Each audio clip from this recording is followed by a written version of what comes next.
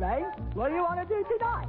The same thing we do every night, Pinky. Try to take over the world. Hello everybody, this is Stuart Wilde. Welcome to the audio version of the Little Money Bible. Introduction. We live in challenging times. Markets have become more volatile. Governments are ever more regulatory and grasping over their citizens' wealth.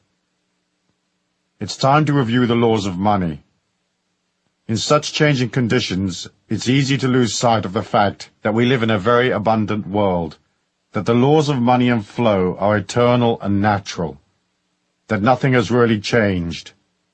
Abundance is our birthright. Here in this little book, I will reiterate the main laws and principles from my other books on abundance. The trick to money is having some, and life was never meant to be a struggle, and encapsulate them for a fast and easy listen. These are the laws of money. They serve to remind us how to align effortlessly with flow and abundance. Money is energy. Your life is energy. You are a physical body, a personality formed from a collection of memories. But what you are in the end is a feeling. That feeling has a spiritual identity. It is your soul. Money is also a feeling of wealth, security, flow, and success. Sometimes money can be a feeling of importance and specialness, a feeling of power. Throughout history, philosophers and great religious leaders have taught that there is a divine abundance which ebbs and flows through our lives, as the seasons do. We are loved and provided for. Money is just a symbol of the infinite goodness, the compassion that gave us life. We intrinsically know how to manage on the physical plane. The knowing is God-given and natural. In these pages, I lay out the 10 commandments of money. This is not a rah-rah, up-and-at-'em, get-your-act-together book. Instead, we look at the psychological aspects of aligning to money. But you also find the deeper metaphysical secrets of abundance laid out here, the inner game, as some call it. They are the subtleties known only to some, subtleties usually overlooked because they're not immediately obvious. We each have to search within to comprehend the ebb and flow of money in our lives. It's one of the great spiritual lessons of the earth plane, as are physical balance, love and compassion, interpersonal relationships, and the other experiences we collect in life. Money is important. First, because obviously we have to eat. Second, because as divine spirits, we get a free body, and we're spiritually required to take that body around the earth plane to collect life's experiences. Mobility is important. It grants you the wherewithal to delve deep within yourself, to pull out your true power. From that personal power flows all the money that you'll ever need. At the end of your life, with all its triumphs and all its beauty, you're just a collection of memories you managed to acquire. Those memories make up your spiritual identity, your soul, expressed as a sacred, infinite feeling. And that composite feeling, the story of your life, is the real you. It's eternal, for within it is the divine spark of God. Over the centuries, money has gotten a bad rap. It has been associated with corruption and the misuse of power. The perception grew that somehow the rich deprived the poor, and that if you became wealthy, you disconnected yourself from love, goodness, and the God force. This is not necessarily so.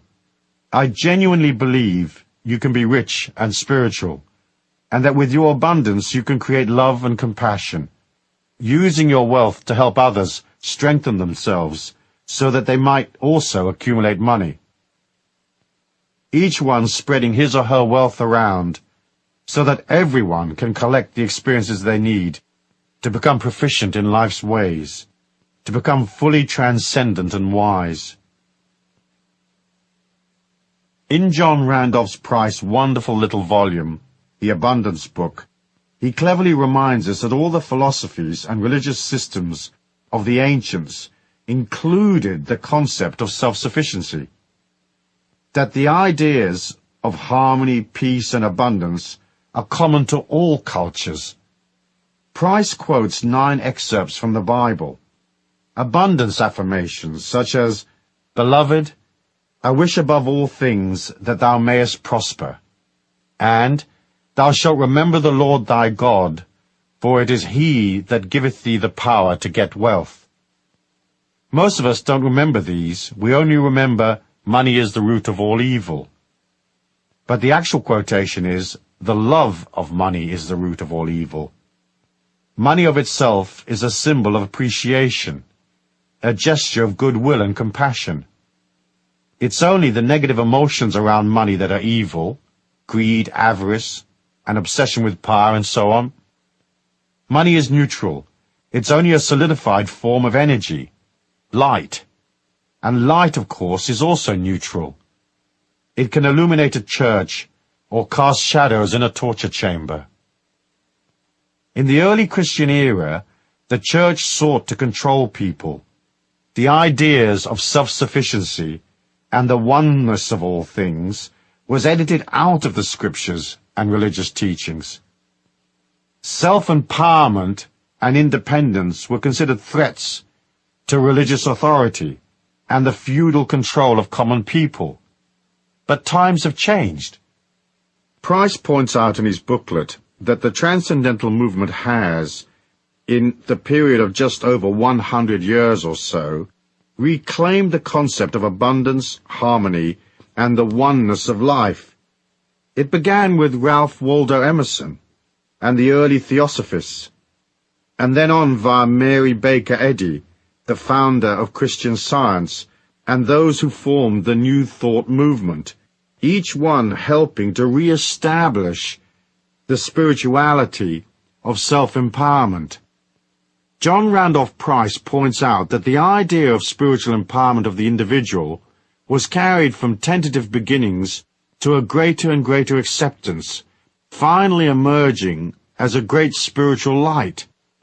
This has been carried through the decades into this century via important teachers like Charles and Myrtle Fillmore, Unity, Nona Brooks, Divine Science, and of course Ernest Holmes, Religious Science. It was these courageous forerunners who allowed the new age of enlightenment to take hold and new thought to pervade our modern societies. The ideas of self-sufficiency, abundance, and enlightenment are no longer threatening to many. People now realize that they are responsible for their own empowerment. They see that taking responsibility is a spiritual act. It allows each one the freedom to become more. For that to happen, people have to be brave, and they have to grasp the idea that they can control their lives. Accepting responsibility is an uncomfortable thing, for within that idea is the birth of the true individual. It's the only solution to our society's problems. Expecting someone else to fix our lives is silly. In the end, we need 6 billion individual fixes. In the past, we were manipulated and shamed into believing that the individual was not important, that all power and control over our lives should be handed over to the authorities, who would act as custodians of the collective good. Watching those characters manage the collective good for their own ends, often to the detriment of ordinary people, caused many to wonder if the philosophy of such disempowerment actually worked. The collective good became known, amusingly, I think, as the public interest, which turned out to be anything that suited the leaders of our spiritual, financial, and political status quo. The endless manipulation and control of our society was sold as an idea that is holy and good. After all, who could argue against the public interest? However, the idea that some brainless drone in a pinstripe suit on a massive power trip can tell you what color to paint your front door hasn't generated much interest from the general public.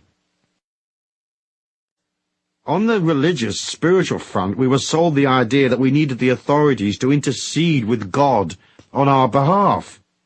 It has taken us over 1,000 years to realize that this idea is rather silly, and that we can have a little chat with God any time we like, without asking permission or hiring a spokesman.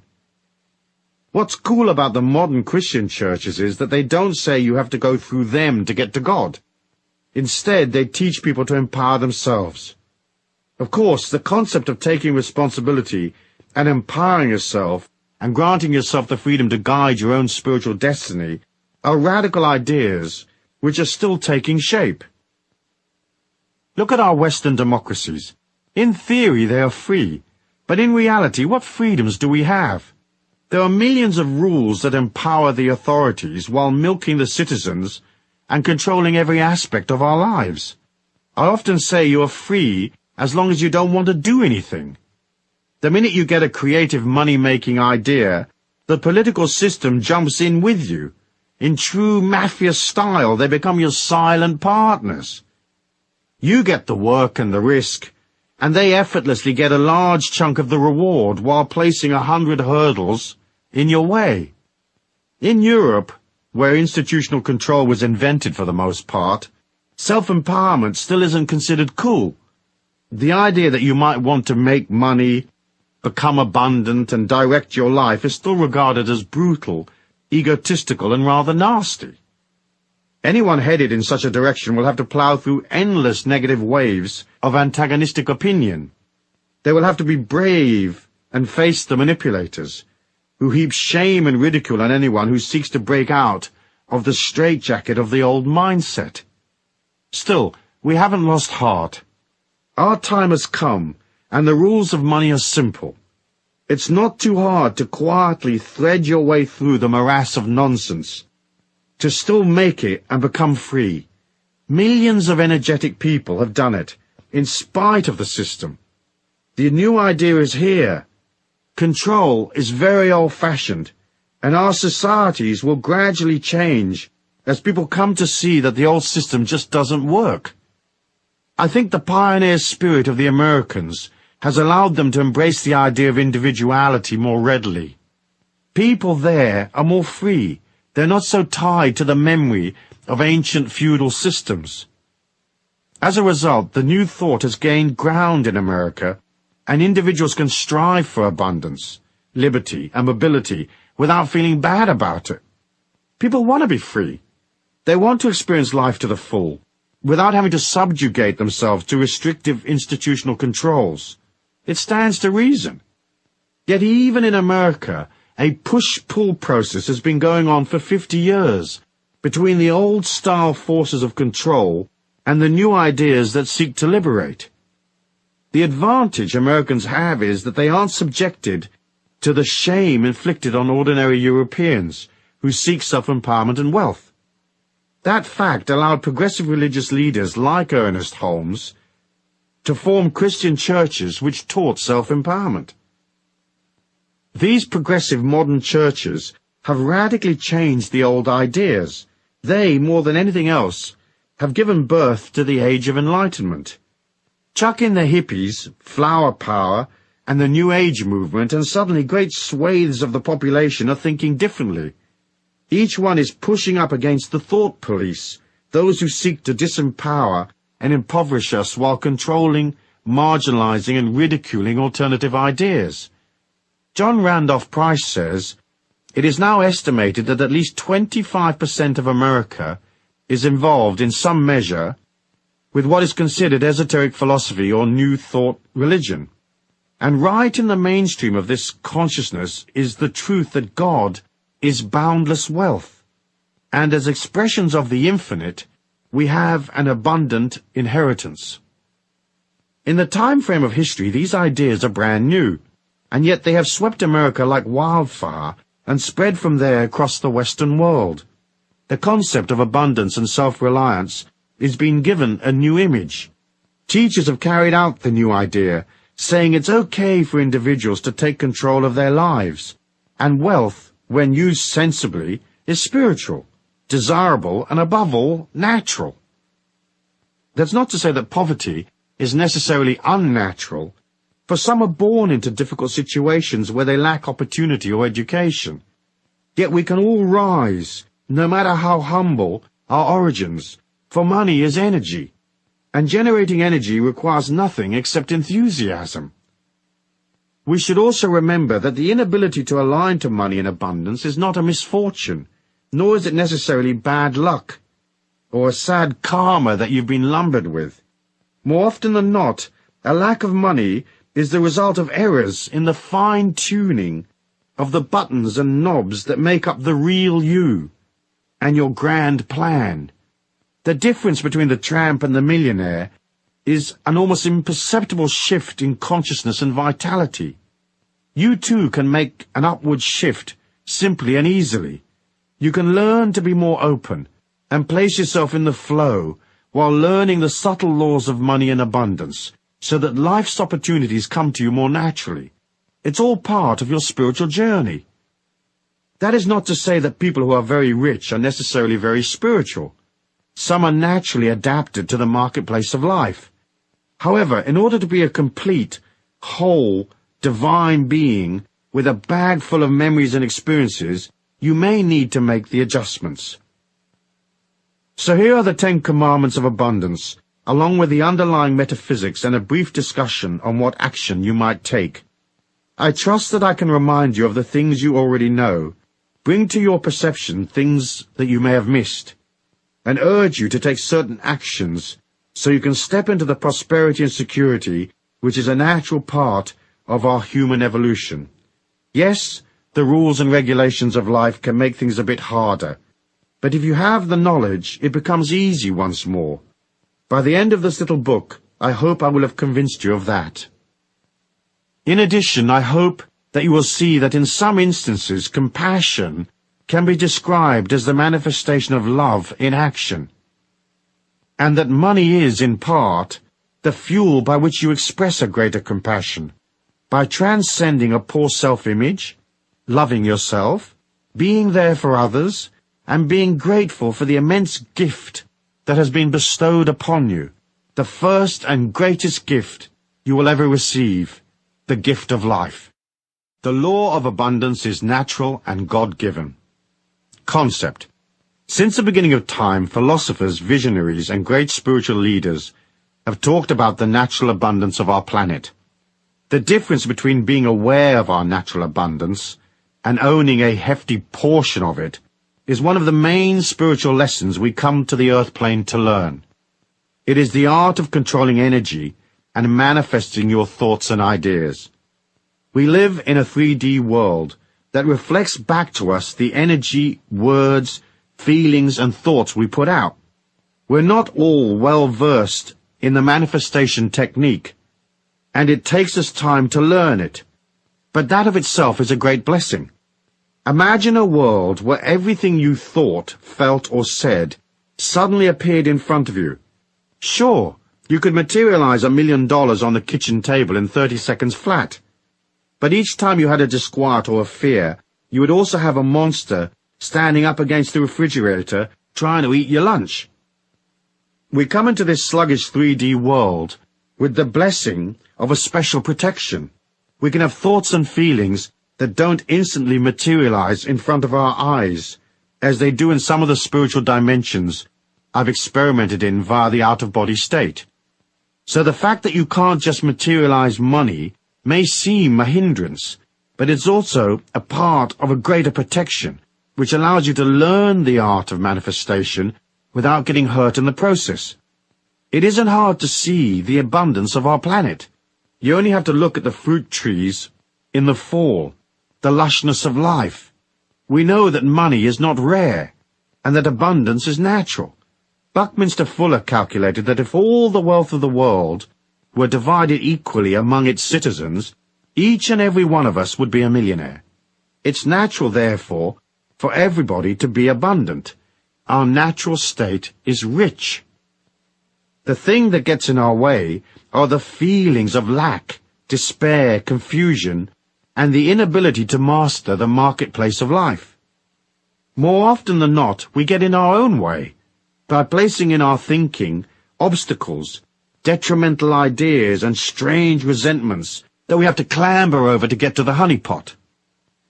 I'm sure by the end of this book we will have sorted that out, and you'll remember what you already know, namely that life is energy, money is energy, and there's plenty of both. Start by reminding yourself that there's loads and loads of money around. Perhaps it sounds a bit silly, but you ought to begin every day by telling yourself there is no shortage of money. In fact, there are untold trillions of dollars, yen, pounds, D-marks, and so on swishing about, more than you could ever spend. It's vital to understand that, and to remember that there are millions of millionaires.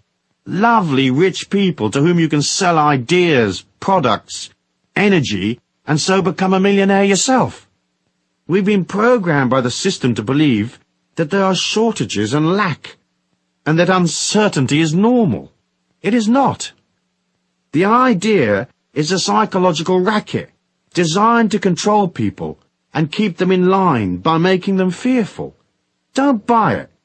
Most people suffering from a limited mindset have no comprehension of just how much money there actually is available to anyone with the will to step up and collect.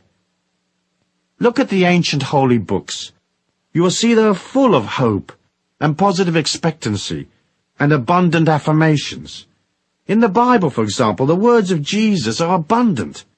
He lived in abundant times. There's no place in the Bible which says that Jesus wasn't making ends meet, even though Joseph and Mary were supposedly poor at the time of his birth. However, because we're taught a fear of power, it is naturally assumed that somehow money is evil, that rich people are dishonest and crooked, and that they feed upon little people.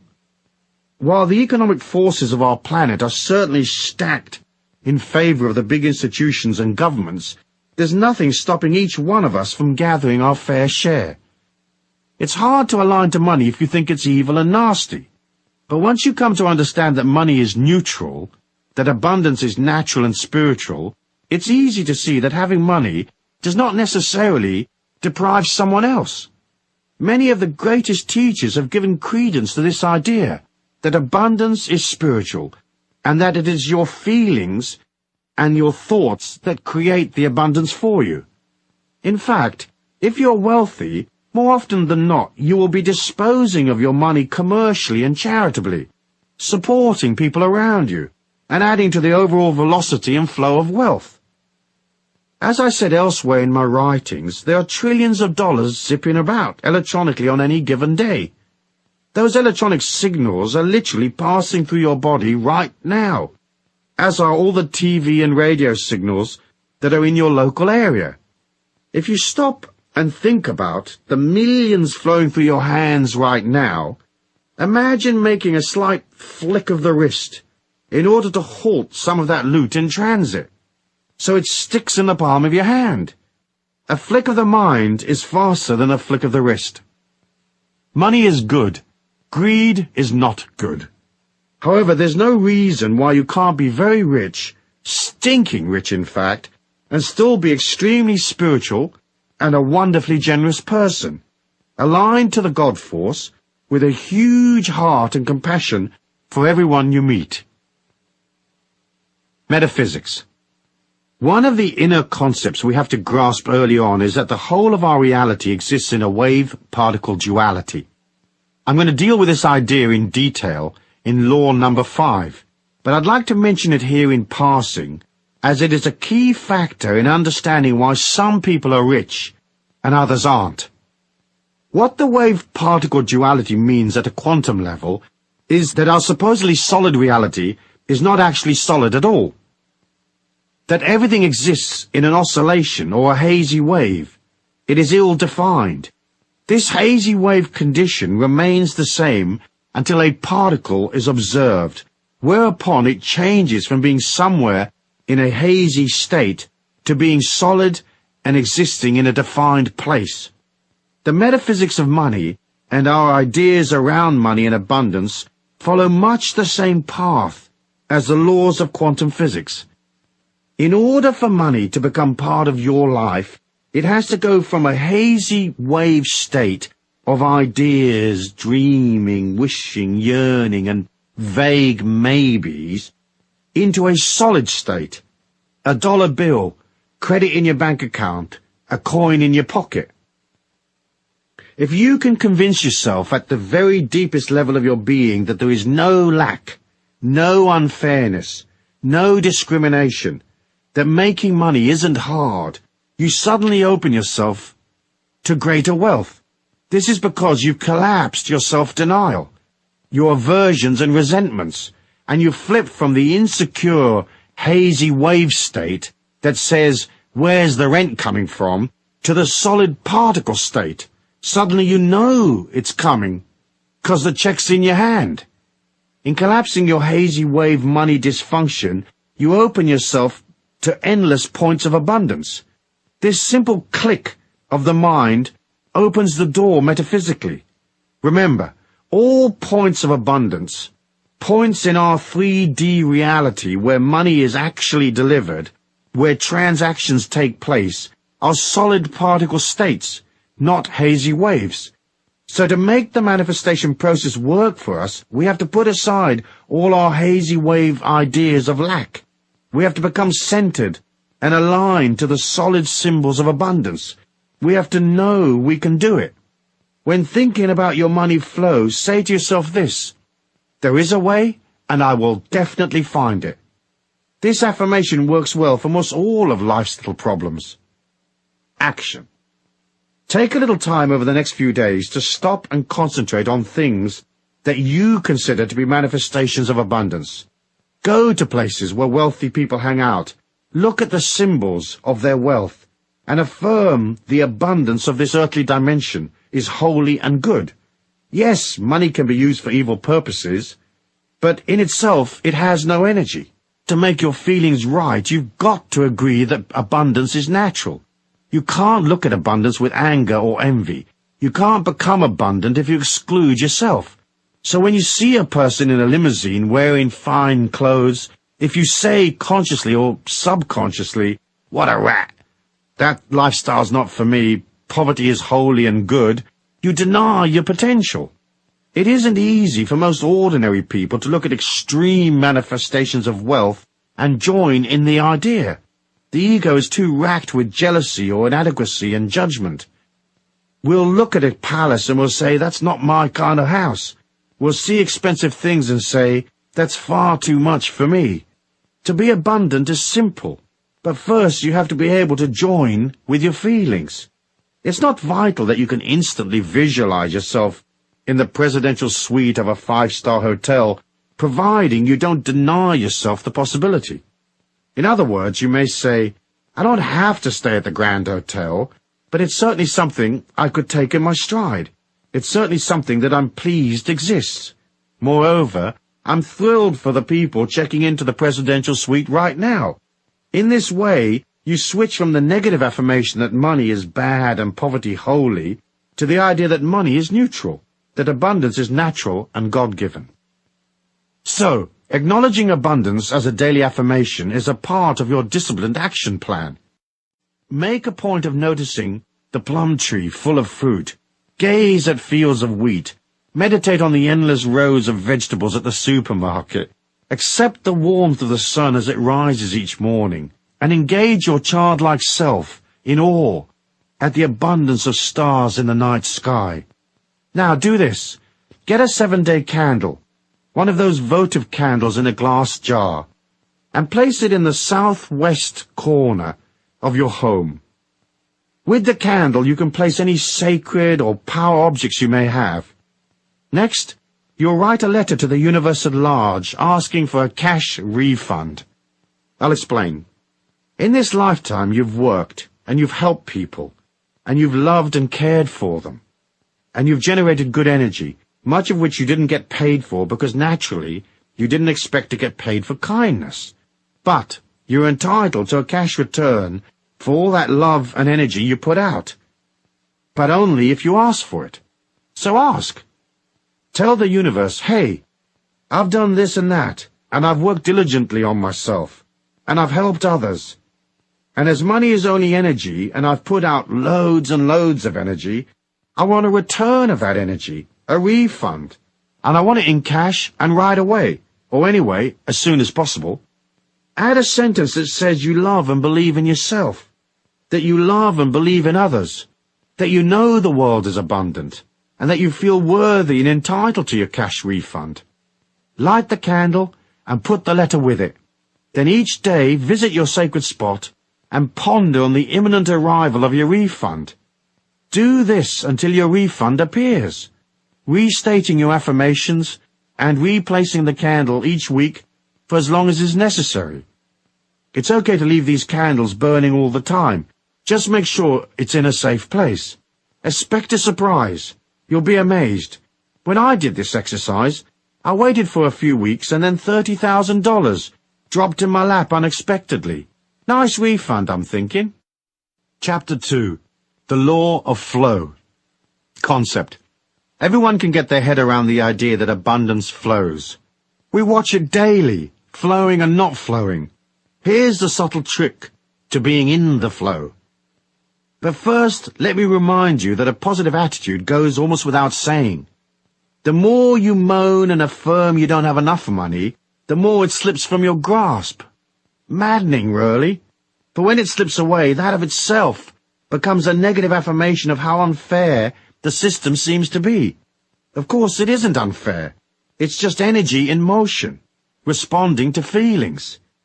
To those that have, more shall be added, and to those who don't have, a chunk will be taken away. So the first rule of flow is to constantly tell your mind you are rich. There are many manifestations of wealth that aren't necessarily cash. Love, friendship, nature, sweet sensations, pleasing emotions, etc., etc. Rich is a way of viewing life. So tell yourself, I want to view the world with a kindly eye. I want to view it richly. Remember, your unconscious mind, the powerhouse of your soul, doesn't know if you're rich or not. If you tell it you're rich, it will accept that as gospel. You have to believe in luck and flow and goodness, even when cash-wise, things might be bloody awful. Perhaps it goes against the grain, but if you see your affirmations as just that, affirmations, you can affirm your abundance and good fortune even when things look a bit dodgy. The poorest person has things to be thankful for, so affirming your abundance is an act of gratitude and humility, as well as a way of keeping yourself in the flow. People get into trouble understanding flow because they can't tell the difference between effort and struggle. So they'll get an idea, and everything tells them it's not working, and yet they plug away, doggedly going through the agony of it all, because someplace back there somewhere, someone told them that whacking their head against the wall was an honorable way of conducting themselves. Not quite so. Struggle causes a lot of pain, because it involves a lot of negative emotion. Struggle is also very hard work. All ideas that are holy and good and honest, ideas that serve humanity and yourself, will have a positive energy of their own. When you head out to materialize a money-making plan, it will gather momentum. It's as if the universe at large leads you step by step, showing you the way. That's flow. You meet the right people. You sit in the right seat on the plane, and next to you is the very person you need to connect with. It's a wonderful thing watching flow in motion. We all know what it looks like.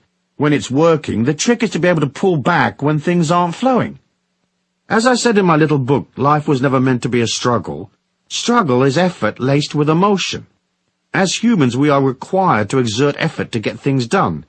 So if you're cycling up a hill delivering loaves of bread, you'll expend calories pedaling.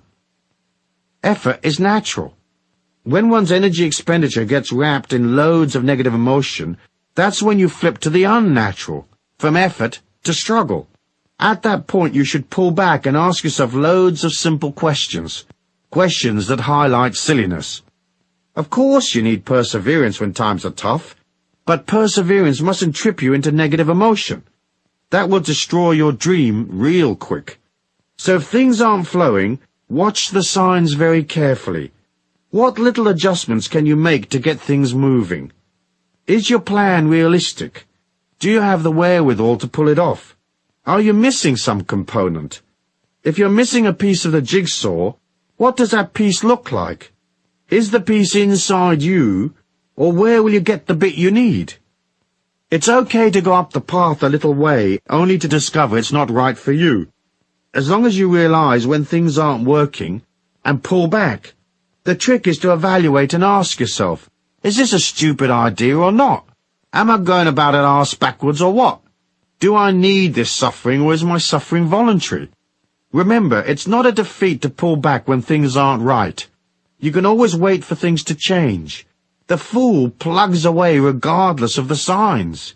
If you are aware, you'll pull back, or perhaps continue slowly forward, watching carefully, making adjustments as you go. Remember, don't be impatient. Things always take longer to materialize than you think they will. That's because our minds can move faster than the 3D reality in which we all exist. Also, it's okay to make mistakes. It's okay to fail sometimes. See these as mini seminars you attend to teach you the tricks of life. Of course, the main trick is to be flexible and easygoing and light-hearted, and to learn, learn, learn. Life's a seminar. We learn by stuffing it up. So be kind to yourself. Although flow often seems a form of magic, it actually stems initially from order and planning. It's much easier to experience a great good fortune when you're organized and ready and able to receive the abundance due to you. So ask yourself, am I ready? If someone shows up right now with my special opportunity, can I respond? Am I flexible? Can I move and go in an instant? Flow is energy in motion, so you have to become the embodiment of energy in motion, i.e. flexible, fluid, and fast on your feet. In passing, let's look at risk and reward. To make money, you will have to take risks, even if it's just your time on the line. The key to risk-taking is knowledge. For example, gambling is betting on an unknown outcome. Investing is betting on known possibilities. The difference is knowledge and the quality of your information. So when the amateur blackjack player is pitching his money on the run of the cards, he's gambling. But the professional card player has knowledge and additional information. He can count cards as they come past and make informed decisions about what is to happen next. He's not gambling. He's investing his money in a planned and reasonable way on what might seem to others a random outcome. His knowledge and ability change the random nature of the game into one of near certainty. He is not struggling, he's working, just as the croupier and cocktail waitress are working. So struggle can be avoided by collecting information, lots of it, learning and watching and topping up on your game of life. Moving through life with ability and knowledge, you go from gambling on life to investing in life. We all have to accept risk. Crossing the street is a risk, just one we're used to. The trick is to have enough information so that you're betting on outcomes that are almost certain. When the outcome isn't certain, you ought to design your involvement to ensure there's an easy and inexpensive escape route. Remember, as I've said before elsewhere, never go into anything without figuring out where the exit is. Never commit until you have to, and not until you have enough information. Try to make sure there's a back door to whatever commitment you make, unless, of course, you're very, very sure of your involvement.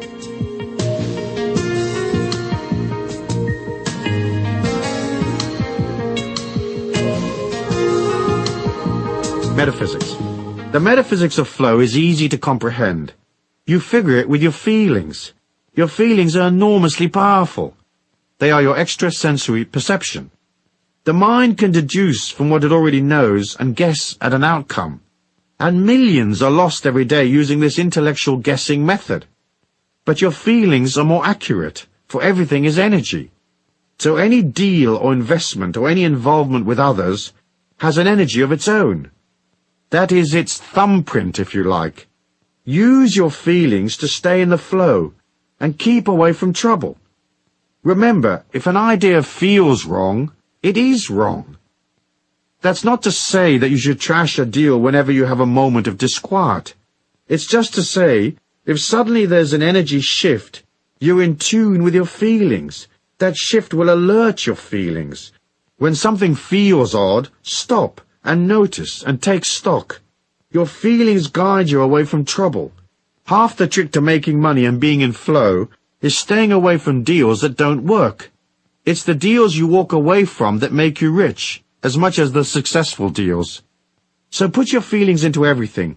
Meditate and become a satellite for your subtle feelings. The way to build up your sensitivity is to ask. Constantly refer back to your feelings to confirm your direction.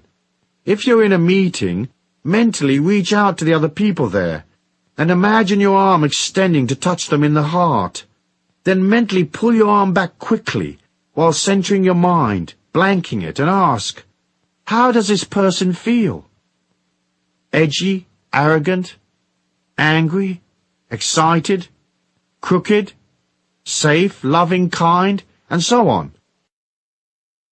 Your first impression will be the correct one. The litmus test to referring to your feelings should be used many times a day. Energy shifts constantly, so you'll want to be aware, especially when dealing with other people. How does this situation or person feel right now? How is it different from the way it felt last time I checked in? Is this deal I'm considering for real? Or has something changed? What's the upside? What's the downside? Is the downside far greater than the upside? Is the risk worth taking? Then ask yourself how you feel. Are you happy, comfortable, flowing along, or is there something bothering you? Staying in the flow is only really a matter of staying close to your feelings. Struggle comes from a lack of awareness of self and from poor quality information. It is also compounded by the inability to turn back when the energy on a particular path peters out. Stay in the pocket. Be aware, shift and change. And never get into anything you can't walk away from. Keep these rules, and you will always be in the flow. Action. The action of flow is one of being alive and aware, ready to step forward fearlessly. You have to move towards your target, so do something each and every day that improves your situation and takes you closer to your dream. Sometimes that action may just be a simple thing that grants you more stability or more order, like perhaps you take a day out to tidy up your paperwork. Order of itself is a positive thing, is it not? Rarely do opportunities find you. Usually you have to be moving towards them. So heighten your ability to stay in the flow by heading out, talking to people, making contacts, stepping out from where it's safe and cozy, pushing against your comfort zones, reaching out. That's how the faucet of flow is turned on, by generating energy each day so that the universe at large can engage its magnificent laws and deliver to you even more energy. Try this. As well as moving towards your goals physically, through action, say, simultaneously clear a path on an inner level by blowing love and light out ahead of you. For example, if there's a person in your way, your boss say, start every morning by sitting quietly and seeing her or him in your mind's eye. Bring them up close to you so you're almost eyeball to eyeball. Then breathe a long breath in and expel that breath out into their heart. No matter how antagonistic you may feel, send them light and love. Do that ceremoniously 11 times. They will change. You'll see. If you need them out of your way, don't wish them harm or evil. Just do this. After you've finished the 11 breaths, visualize them very small, in the palm of your hand. Look down on them from above. Look at them standing there in your hand, an inch high, say. Then hold your hand up to your mouth and expel a short, sharp breath at them. Literally, blow them away, saying, I release you with love and light. Go in peace to your highest good. But go! Using this method, I got rid of a bothersome IRS tax agent who'd been harassing me for 18 months. A few days of this metaphysical hurricane, and he quit the service. The next bloke assigned to my case was so overworked and confused and stressed out that he closed my file with no more objections. If, say, you're off to an important meeting today, breathe in the location if you know it. See it in your mind's eye if you've been there before, or visualize the people. Or at worst, just imagine the meeting. Breathe in 11 times and see love and light to that location. Remember to tell your mind approximately what time the meeting will be. So say, I'm projecting this love and light to such and such a location for use between the hours of noon and 2 o'clock or whatever. Use your inner power equally with your outer strength. That inner power places good energy ahead of you. It gets rid of dodgy people and helps close the gap between you and money. That brings us to the next law of money, which is the law of distance. Chapter 3. The Law of Money and Distance. Concept. In order to be abundant, we have to be close to money. Often our relationship to money follows a push-pull, love-hate pattern similar to our other relationships. Sometimes a marriage or an interpersonal relationship may seem close on the surface, but in reality may be quite distant on an emotional level. It may be that one of the partners is pushing the other away, or because they're both pushing each other away, or because they are silently angry with each other. You have to look at the distance between you and money. Are you close to it and pulling it to you, or are you distanced from it and pushing it away? Naturally, the closer you are to money, the more likely you are to receive plenty of it. The law of distance breaks out into 3 distinct categories: emotional, intellectual, and physical distance. Let's talk about emotional distance first. If you have subconsciously established an emotional distance from money over the years, and if that distance is embedded deep in your mind, an anti-money veneer develops around you like a rhino's skin.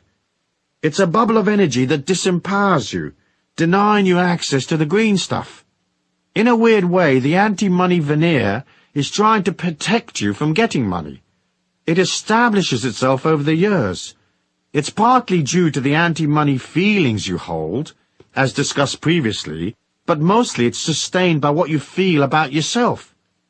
I'll deal with that in more detail when I talk about money and love in law number 10, but one example is self-hate. If you don't respect yourself, it's hard for people to grant you worth, so people will always undervalue you. If, say, you've always felt yourself to be an outcast, you may exclude yourself from the marketplace of life because you've excluded yourself socially. You may find you're always too late for the real money. You just missed the boat because your energy isn't inclusive enough. Not being able to include yourself, you find a subtle way to deny yourself the very thing you want. Meanwhile, you may still act out the chase, trying for the deal but not quite making it.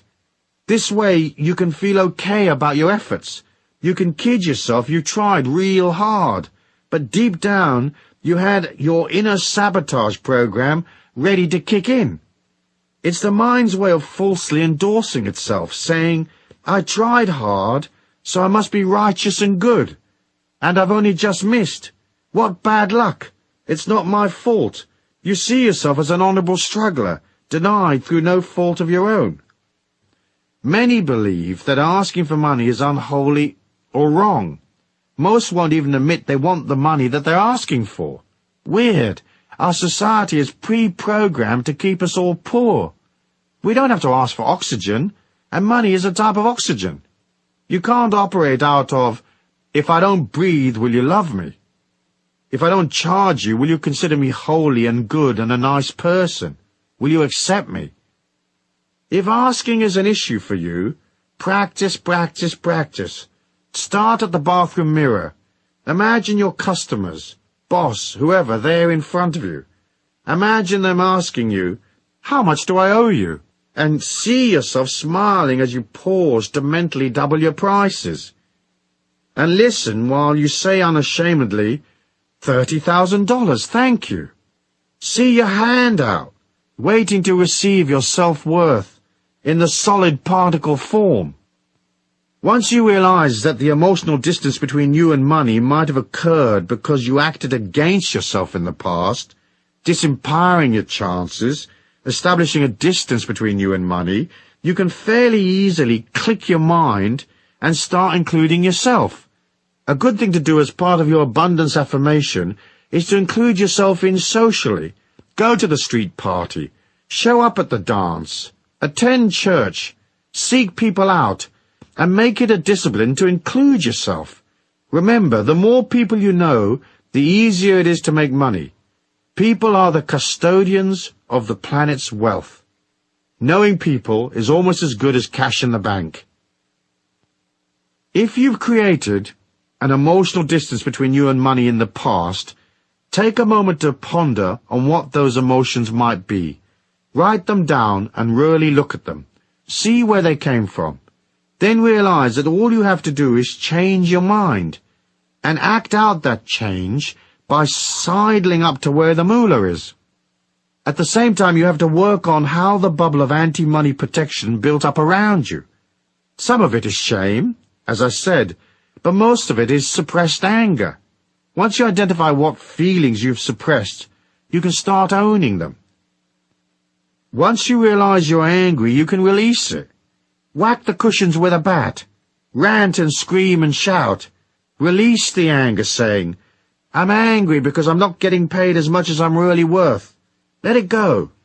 You can change the situation later and put up your prices, but first you must release the emotion. You can't get a pay rise when you're angry. People will react to the negative energy and will resist you. They'll perceive consciously or subliminally that you don't love yourself. So why should they acknowledge you? They may even try to cut your money because they see you are devaluing yourself. Write down on a scrap of paper what it is that irritates you or frustrates you, the things that make you angry about money and the way it flows into your life. If you perceive that a certain person is blocking your access to money, include them on your list. Try to be honest with yourself. Telling yourself little fibs and being covert with yourself is partly how you establish the distance in the first place. Truth may be uncomfortable in the short term, but it's preferable to the long-term frustration, anger, and struggle that comes from a lack of awareness, especially if you have to sustain a lot of half-truths or lies. Say, for example, you tell yourself you're working hard, but you know that you're mostly doing busy work and avoiding the difficult stuff, and that you're loading up in actions that look good but get you nothing. If this is so, you might get very pissed off by your lack of results, without being aware that you're acting as a terrorist against yourself, sabotaging your bottom line. Once you're honest, you can make adjustments. If, say, you've kidded yourself you're brilliant at what you do, when in fact your performance is sloppy and inferior, it limits your ability to get to the truth and really improve. Usually you'll claim that your lack is because of some outside force, luck or whatever. Most people you meet are fairly useless at what they do. You know that because you see it every day. Now this sloppiness of attitude, this laziness and lack of effort does not necessarily apply to you, but we can all evaluate and improve, can we not? On the other hand, you might have created an emotional distance between you and money because you've capped what you will give. So you might eke out your energy, limiting what you will provide or do for others, while expecting the universe at large to dollop great quantities of goodness upon you effortlessly. You have to be ready to serve and to give. You don't have to give money away necessarily, especially if you don't have much, but you do have to give of your heart. You have to be emotionally generous and willing and open, and not tight-assed and closed. If you expect the universe at large to increase your income 10 times, it's hard for that to happen if your heart is closed and you are no bigger as a person than you were before. It's simple to comprehend. Big heart, big money. Little heart, little money. And lots of rip-offs and missed opportunities. Deals that go sour, ad infinitum. Easy peasy lemon squeezy. Anyone can work that out. So closing the emotional distance means opening your heart, going past your resistance, stepping up to bat, and including yourself in the process of life. You have to be present and aware. You have to join, not avoid the issue. So be open, be ready, willing, limitless, agree to serve. Subjugate your ego for the needs of others, but don't lose your sense of self. Be available, open and ready, but don't give yourself away either. You can hold on to a strong sense of self-worth and still serve others. It's a part of our great lesson in life. It's the act of going from a limited perspective to an infinite one that says money is everywhere. And the more open I am, the greater the potential for me to pull opportunities from everywhere. Many people resent money because they feel life hasn't been fair to them, that they've worked hard and haven't received as much as they should have, or that they are paid less than other people with inferior qualities to them. However, harboring these negative emotions only widens the gap between yourself and money. The other concept that fuels this emotional distance is the idea that someone ought to provide for you, that somehow the world owes you a living. The world does not owe you a living. You have to nurture and provide for yourself. This is the secret to closing the gap between you and money. Rather than blaming others, projecting your disquiet and lack, or your anger about money onto other people, begin to own your feelings. The intellectual distance between us and money usually results from a lack of understanding or knowledge. Sometimes we just don't know enough about what we're trying to achieve, or we're not well versed in the conditions of the marketplace, the ebb and flow of transactions. It boggles my mind the way many go into deals without knowing the people concerned, having little information to guide them, or they accept on face value the information presented without checking to see if it's accurate or not. That's not very clever. Another important thing is that many people never bother to learn their job or trade. Knowledge is power. The more knowledge, expertise, and connections you have, the easier it is for you to make a profit at the game of your choice. So if you're a commodity trader, for example, and you specialize in pork bellies, you're in a worldwide casino that's betting on the ups and downs of pork belly prices. You should be up to date on what's happening at the piggery. You should be well connected with institutions in the trade and in the flow of information, and you should know how to get hold of information independently and quickly. It's difficult to compete against a casino that is better informed and better financed than you are. To survive in the commodities market, you need as much expertise as possible and a good dollop of luck. Most people lose. You're up against the pros.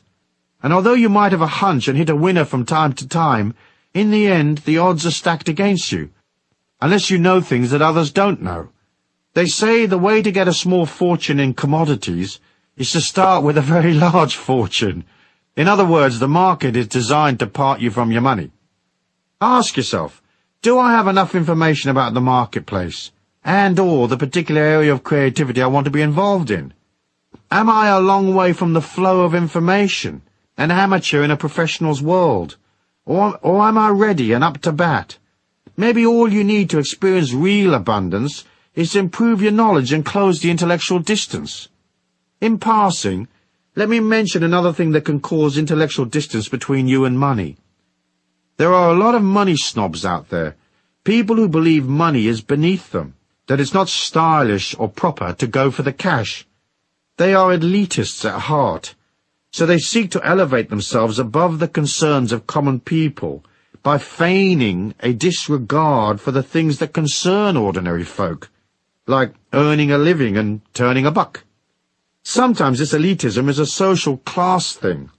Sometimes it's a form of spiritual elitism, where a person feels themselves far too holy-moly to be dealing with the trappings of the real world. Don't be a money snob, unless of course you've inherited millions. Then you can do what you like. The rest of us have to deal with life day to day, and money is a part of taking responsibility and accepting the system. You might as well enroll for the seminar and get it right, quick. That's the most pleasing way.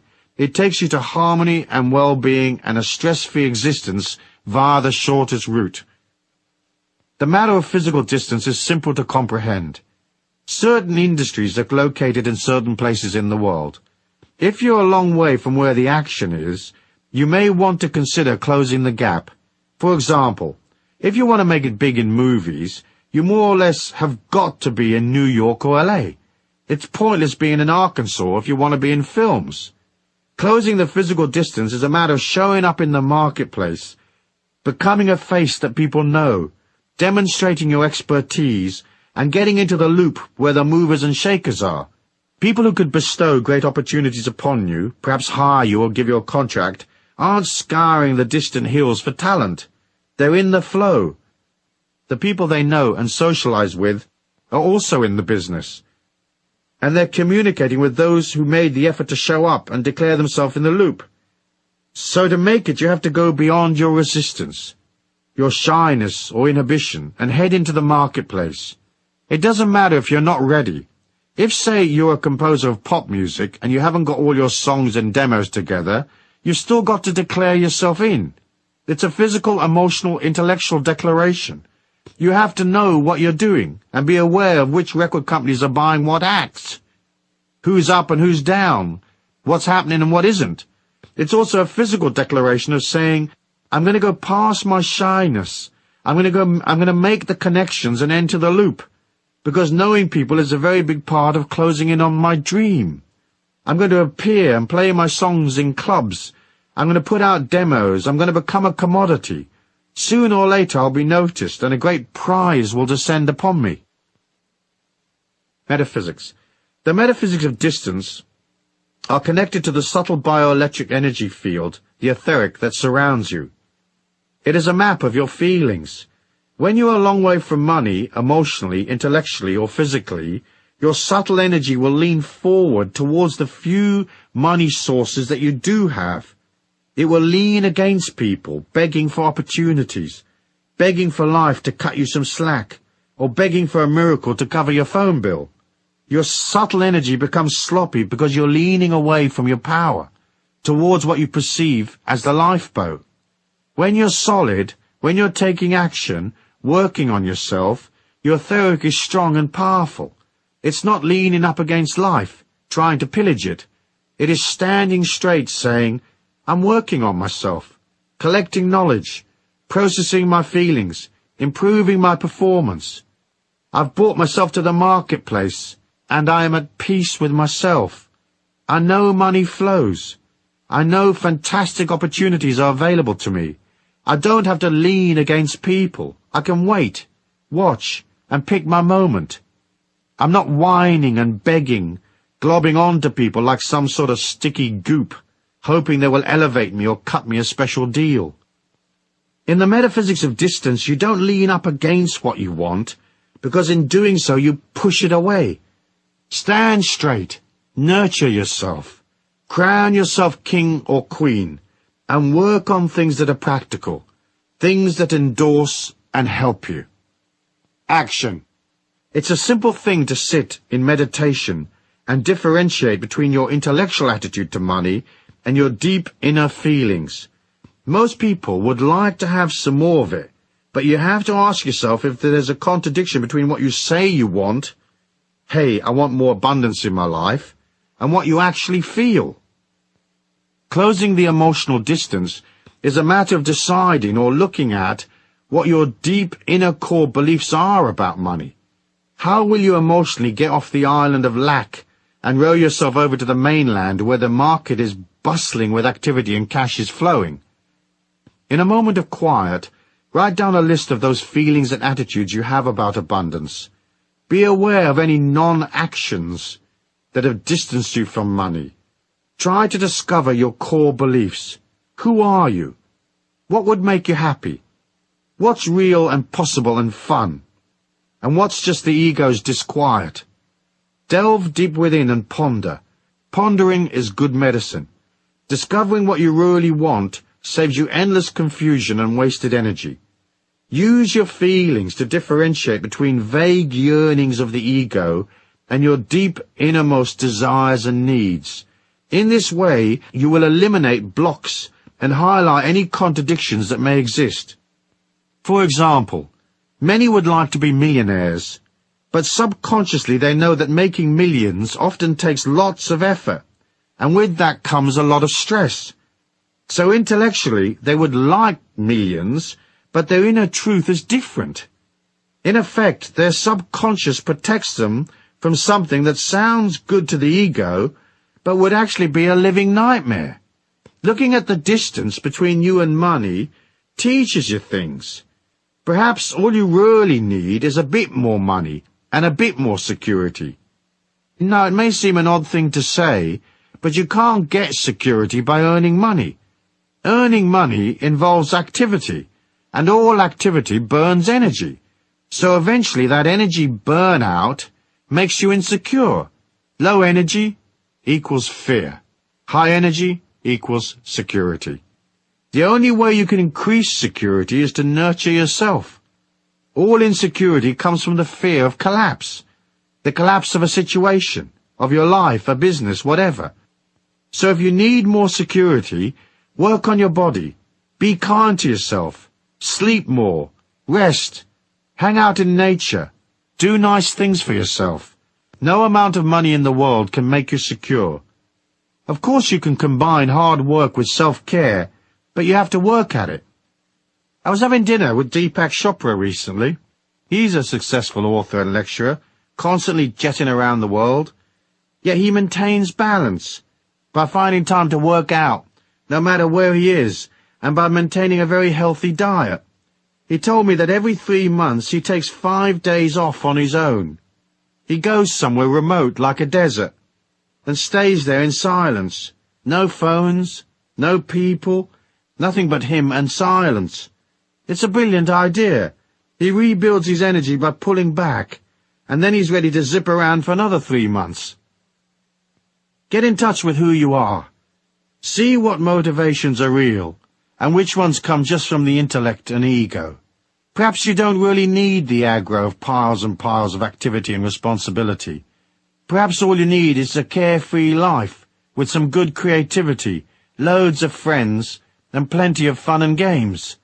In the end, you must both take care of the inner spiritual self and satisfy the many needs of the outer self. It's a balancing act, like everything is a balancing act.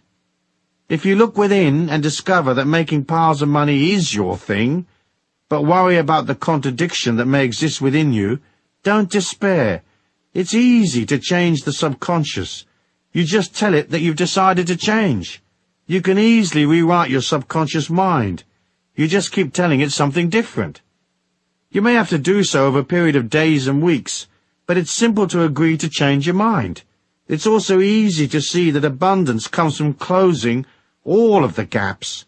That idea of itself gives one a lot of hope and determination for the future. Of course, it's not just the emotional, intellectual, and physical gaps between you and money. The real gap is always between what you think you want and what you actually want. Deep down. Once you arrive at the truth, deep within, you've come home spiritually. You've returned to the source, where your divinity exists. In there you will find the truth, the meaning of life, and you'll see what it is that you want to do, what you want to offer the world in this lifetime. It's there in the deepest recesses that you find your connection to all things. From that stems a sense of immortality, and from that comes security. Bingo! Meanwhile, you could probably use more cash, so as a part of your action plan, do this. Get your checkbook out and write yourself a nice fat check, payable to you and post-dated. Then pin it up on your fridge or bulletin board and look at it from time to time. A friend of mine who opened a shop wrote herself a check for 10 million Australian dollars and post-dated it 5 years. Her shops did well, and she probably had a few million when a company proposed that she franchise her stores. The deal was worth about 7 million. The franchise deal came in with just a few days of the 5 years left.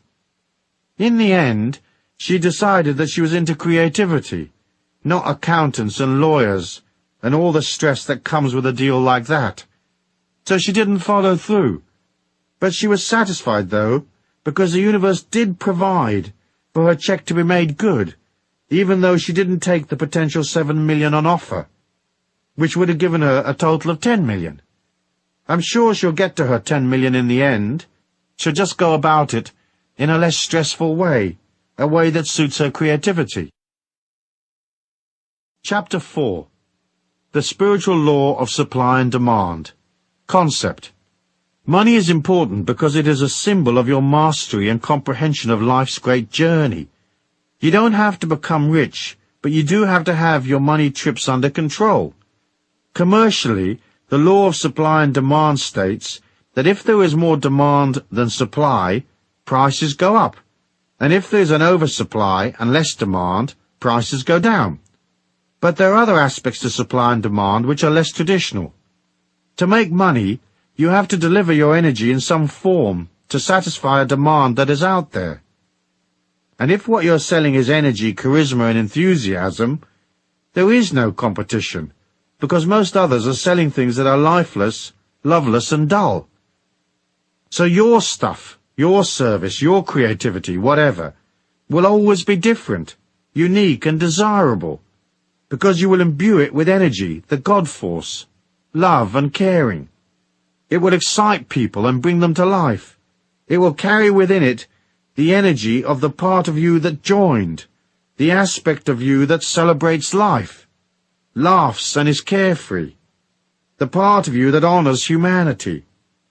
It may just be a garden chair that you're selling, but your garden chair will radiate with light and love. It will be so lovely you could place it at the head of the round table, and no one would think it odd, as your chair is a beacon of light. Energy is easy to sell. Everyone is into it. It helps them feel special, looked after, and secure. Once you imbue your life, your products and so on, with energy, you will see that the law of supply and demand no longer applies. It only relates to the tick-tock world we see around us. It does not apply once you understand the trick of projecting energy into your money-making activities. To properly comprehend this idea, you first have to make a subtle ego shift in your mind. You have to switch from focusing on yourself, what do I need, who will supply my demands, what will I eat, who will give me the things I want, and you have to concentrate instead on the needs of others. This doesn't mean that you have to become a charity worker or disempower yourself financially. It's more a way of saying your needs will be met once you find a way of projecting energy and fulfilling somebody else's need. That is self-empowerment. Hoping someone will fix it for you is disempowerment, because a satisfactory outcome always lies beyond your control, subject to the whims of others. So switch your focus to, how will I fulfill somebody else's needs today, and get paid in the process? There is no way of making money on this planet other than by fulfilling people's needs. It's just an ego shift. First you concentrate on serving others, and in that way you serve yourself. There are more than 5 billion people on this planet, and every day of the week each one needs, say, 100 different things. There are trillions of demands that need satisfying. So rather than look at supply and demand from a position of insecurity and lack, you can see it from the other side of the coin. There is a perpetual oversupply of demand. If you can't give people one thing imbued with an energy that shines like crazy, you sure as hell can find something else they'll want. When you're selling energy, you're selling light, so your possibilities are infinite. What will you supply? The things that humans buy come in 3 categories. They buy services, knowledge, or products. Nothing else. You can raise your energy, you can change your consciousness, you can align to the divine abundance in all life, but when people are attracted to what you are, you have to have a knowledge, a service, or a product to sell them. Simple, really. By concentrating on what people need, you become abundant. When you look at the marketplace of life, isn't it true that so many products don't work? How many restaurants have you eaten in that are not clean or customer-oriented? How many businesses exist just to screw people, rather than to love them and satisfy their needs?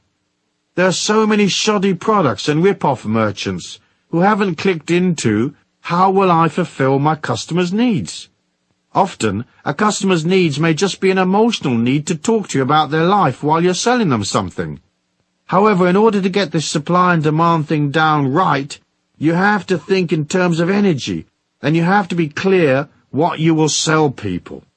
Providing a service is not usually as profitable as selling knowledge or a product, because more often than not, Services have to be delivered personally, and there's a limit to how many hours a day you can deliver the service and at what price you can charge. Knowledge, on the other hand, is valuable and easily packaged. We live in an information age. There are hundreds of ways of packaging knowledge. What you deliver in the form of knowledge does not have to be way out. It just has to be presented concisely, inexpensively perhaps, and with originality. If you have knowledge that people want, you can quickly become wealthy. If selling products is what appeals to you, think of products that you believe in, products which are worth the money. Ask yourself, can I put my heart and soul into the product? Can I be enthusiastic and really love this gizmo, really serve my customers? So to sell things successfully, you have to subjugate your ego long enough to take people's money. This might sound a bit brutal, but in fact it is a religious, spiritual idea. You subjugate your needs, your life, your aches and pains, your experiences, and listen to others. Watch their eyes. Notice their body movements. Relate to them. Ask them questions. Work out, what does this person want? Then fulfill that want. Think about how you can improve what you do. Even if right now you work for somebody else, start by putting more energy in. If the place you work in is dull and lifeless, put energy in anyway. For by doing that, you will catapult yourself out of there to something better. If you're self-employed, think how you can make 20 improvements to your knowledge, service, or product. In the end, you're selling yourself.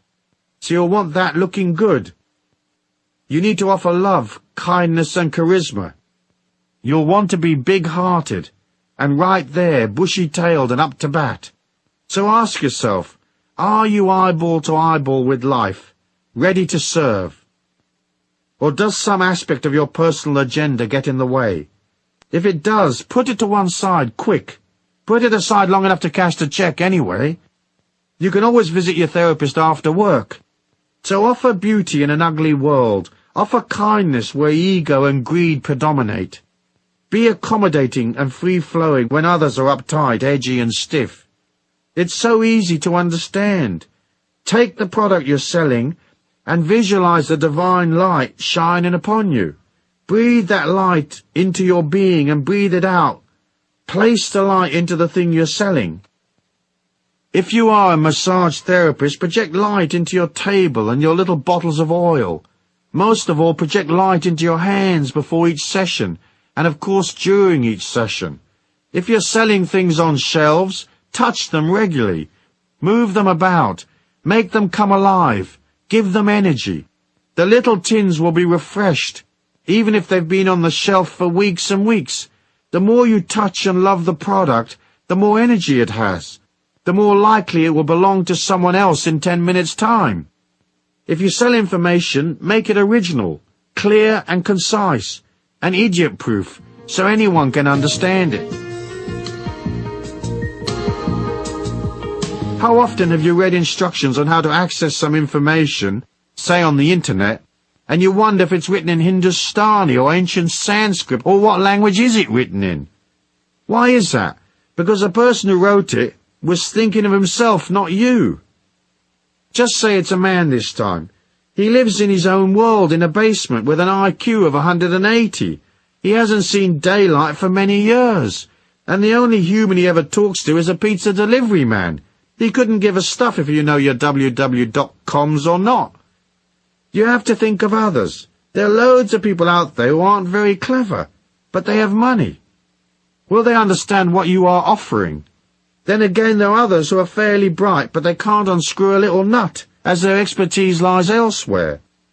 When I see the words easy assembly on a product, I immediately flee to the safety of the parking lot. I know if they say it's easy, I'm going to have to hire a rocket scientist to figure it out.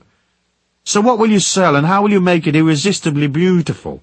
In forcing yourself to supply a beautiful service, knowledge, or product by imbuing it with gentleness, love, and light, you are disciplining yourself to go from ego to spirit, from greed to abundance, from negative emotions to love. When you concentrate on people and you provide things for them, you're falling in love with them. Choose love to make your life abundant, and that love should be more or less unconditional, as best as you can manage anyway. Never forget that. Metaphysics. Inside your life's energy, personality and mind is an oscillating molecule of infinite goodness, the divine light, the Christ consciousness. If you align to that infinity within you, you will always have energy. There's no limit to the amount of God force you can have. By concentrating on goodness, processing your shadow side, disciplining yourself beyond bad habits, and meditating on the light, you will become a light being.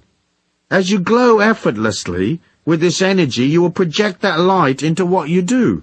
So you may not only be selling apples that are nutritious and tasty to eat, but apples that come with a little bit of your God force energy. You never have to compete once you infuse yourself and what you do with light. So your apples will outsell everybody else's. It's a matter of calling the light into your life. Put energy in. Visualize light going into the service you provide. Put light into your CD, musical tape, or the book you're packaging your knowledge in. Feel the manuscript bathed in light, or feel your product to be a part of the God force, albeit a tiny manifestation of such goodness. Remember, you are a teacher. You are helping people, making them feel safer, taking them from fear to love, from ignorance to knowledge. You are hauling them with a bag of apples from restriction to freedom. By mentally pushing these ideas into what you do, you are projecting the light out from yourself, and you're offering God. People will buy God-like apples a long time before they buy an ordinary apple. Once you have the God force in what you do, there's no more competition. You are no longer a victim of the vagaries of the market, the ups and downs of supply and demand. You're out on your own, miles ahead of the rest. I know a young man who opened a shop. It was minute, just 2 little rooms. The whole thing wasn't much bigger than the average kitchen. The shop sold candles, incense, aromatherapies and so forth. Heaps of other places in the town did the same thing, but he was a bit different, so he wasn't in competition with the others. The young man was soft and kind and loving. People would come in and he'd be right there for them. He'd talk to them, make them feel better, and they'd go out of his shop with a bottle of lang-a-lang extract or something. I'm sure many didn't know the difference between lang-a-lang and ding-a-ling, but it didn't matter, because it felt safe and correct and nurturing. He had a little fountain in the doorway, and that felt nice, and the shop was spotless. The few shelves he had were always fully stocked and neat. Little signs explained things, and he explained things, and you could pop in for a remedy for your granny's arthritis. He couldn't fix it necessarily, but you'd wind up with a candle or a book or something which was imbued with tons and tons of love, and that would cheer your granny up. Her immune system would kick in a bit stronger and she'd get a bit better. He sold love, 12 hours a day, 6 days a week. He was humble and kind and soft-spoken. And if he had an ego, it certainly wasn't around during working hours. People loved him. They flocked to his shop. After several years of selling love in little packages, he sold the shop for over $500,000, an astounding price for a few hundred square feet of shop. He used the cash to make another investment, and he did the same love thing there. Now, 8 years later, he's worth 3 to 4 million, and his company will soon go public. When it does, he'll receive an enormous refund, with a note from the Godforce saying, "Here's 20 million bucks, dude. Thanks for dishing out all that love and sweetness in a dull grey world." Action. Get a piece of paper and write down the services, knowledge, or products you are familiar with, the things you are already doing. Then write another list of things you might be interested in delivering to people. Having honed down your lists, look at your products, services, and packaged information, then analyze what other people have done in these fields. Ask yourself, is this other product exciting? Does it challenge? Does it inform? Does it teach people something? Does it enthuse them and make their life more comfortable? Does it help them to be sexier or more beautiful? What is in this product that has value, and how could it be improved? Perhaps you could take a very ordinary product that everybody is familiar with and add a little something that makes it absolutely irresistible. Look at your commercial life so far. What have you sold? Let's say you've always sold your labor, and you're working for someone at present. What can you do to put more energy into the labor you provide? You might say, I get paid the same amount of money whether I put more energy in or not. But this is not the point. If you energize yourself in your work, you'll find that 1, the job becomes more fun to do, 2, you are more likely to be promoted or given a raise, and 3, you lift your energy so high that you go beyond the job and hop perhaps to another corporation that pays you twice as much. And you do this by arriving a little earlier, staying a little later, improving your efficiency, and making an effort to relate emotionally to the people around you. It's good to practice putting energy in right now, no matter how dull the current situation. Later in life, that energy will become cash in the bank, or abundance, or wonderfulness of one kind or another. Under the metaphysical laws of supply and demand, you should not limit how much you're going to put out. You don't have to let the world use you, but you have to give because you want to receive. To start by giving. Give of your attention and concentration. Give of your love. Give of your energy. Don't destroy yourself with negative feelings towards other people. If you can't love them, be neutral. Be enthusiastic, be open, be up there for it. But in limiting yourself, you get stuck in one place on one salary for the rest of your life. As you agree to give as part of your action plan, and as you begin to look at how you can improve your service, knowledge, or product, it will take you to the next step. It carries you to a higher energy, a greater velocity, a larger salary, and bigger opportunities. It opens you to easy money. You'll find some money, or win some, or a great dollop of moolah suddenly drops in your lap. Expect a payoff.